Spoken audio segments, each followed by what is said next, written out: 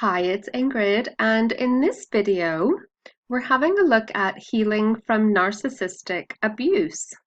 So I've recorded this training in two parts because there's a lot of information to take in. So let's get started with part one.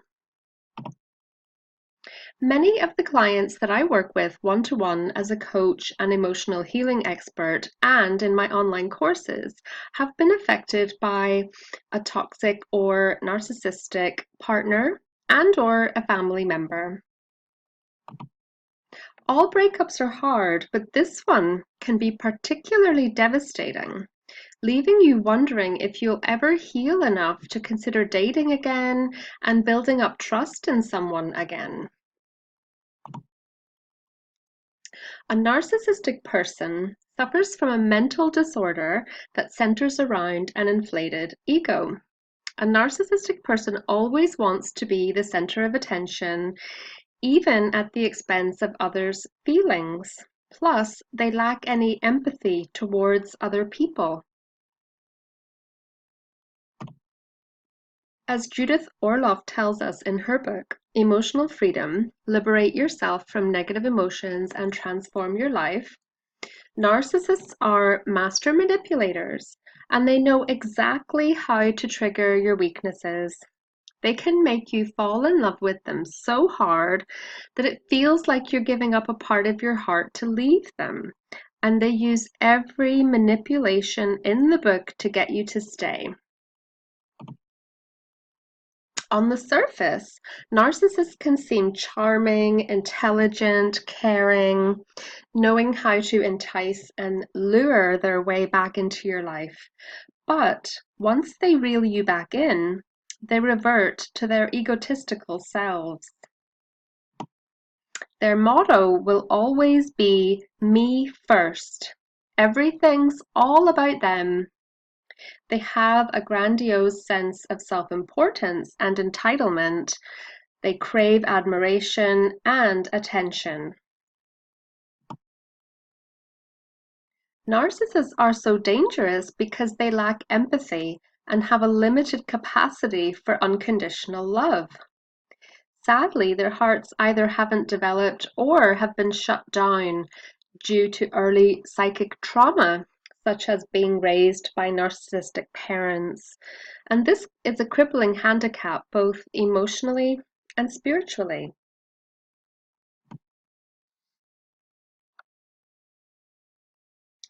Hard as it is to imagine, these people have very little insight into their actions, nor do they regret them.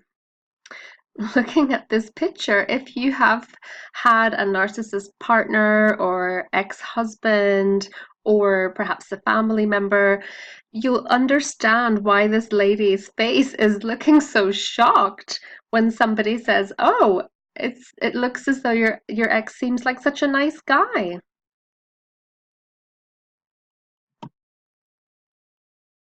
The truth is, whenever you are in a romantic relationship with a narcissist, it can feel like a black pit of giving, giving, giving, and receiving very little or nothing in return.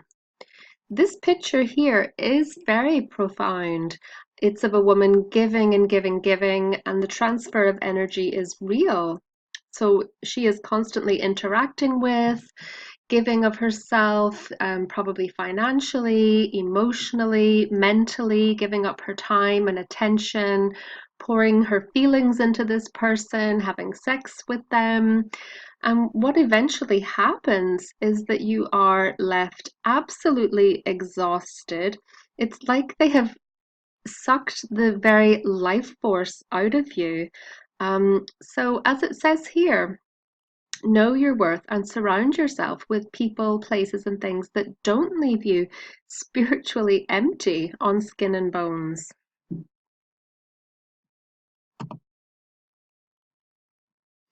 So, what is narcissistic abuse?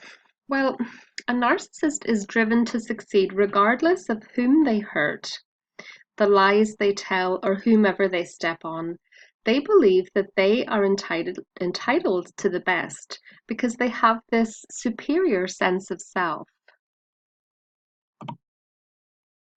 But it's important to know that even though the narcissist appears to be self-confident and secure, the complete opposite is true. They need constant praise and affirmation because they have very, very low self-esteem.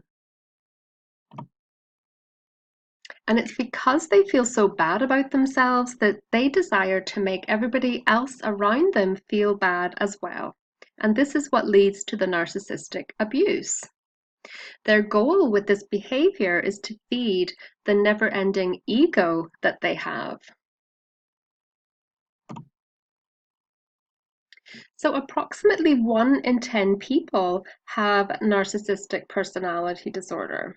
So chances are that you have been in a romantic relationship with a narcissist or you may have a family member who has this personality disorder. You may not be able to identify a narcissistic person in the beginning because they are very good at manipulation and covering up their true personalities. It's only after they lure you in with their web of deceit and lies, and then clues will begin to surface. So there are various types of narcissistic personality disorder. The two main ones are overt narcissist. This is the more obvious one. They tend to be self-centered, me first attitude. They need a lot of attention. They're often very materialistic. They're focused on their career and material gains and making money and their status. They can quite often be an alpha male type. The second type is the covert narcissist. Now, this type can be shy, more vulnerable. They might be quieter, more introverted, and they might come across as very charming and likable. So not what you would normally associate with a narcissist. So what are some of the signs of narcissism?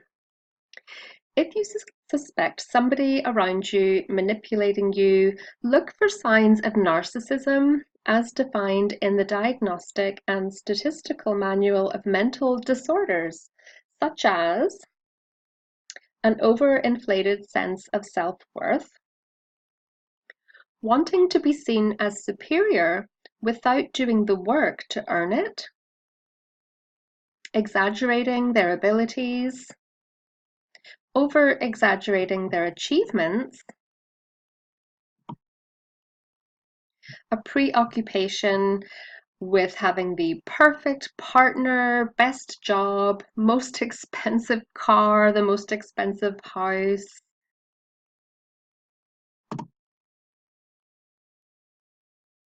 Only wanting to befriend those that they see as special or successful or superior to others in terms of intelligence, financial wealth, or social status.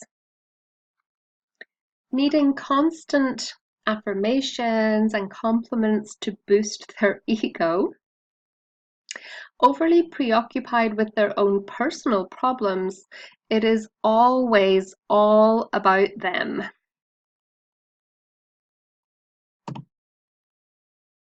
There can be a need to feel sexually attractive. There can be a feeling of entitlement, so everybody else owes them something. Wanting to control other people's behavior to what they think is appropriate and necessary for their own success.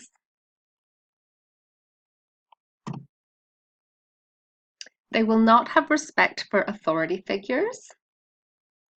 They will take advantage of other people's generosity, emotions, and love. They have little morals. They're overly sensitive to criticism. They're extremely vain. They don't have consideration for other people's feelings, wants, or needs.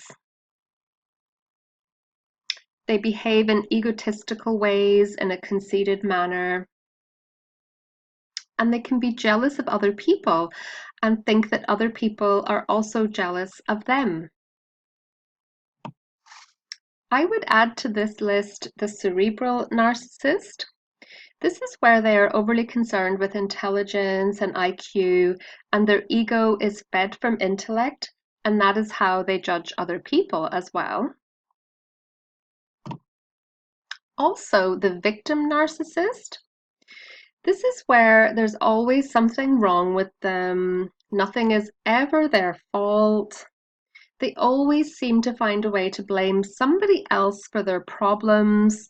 They have this poor me mentality. So it's like, oh, these terrible things happened to me, so you have to help me. And they will try to manipulate you and pull on your heartstrings to fix them, to rescue them from a set of circumstances or a situation that they just happen to be in. Also, I would add to the list a spiritual narcissist. This is where someone would see themselves as a guru and they would exploit their self-imposed position of power to manipulate, control, or even abuse other people. So now, come and join me on the next part of the presentation. You'll find that just on our training portal, and you'll find it listed as part 2 of this presentation. I'll see you there.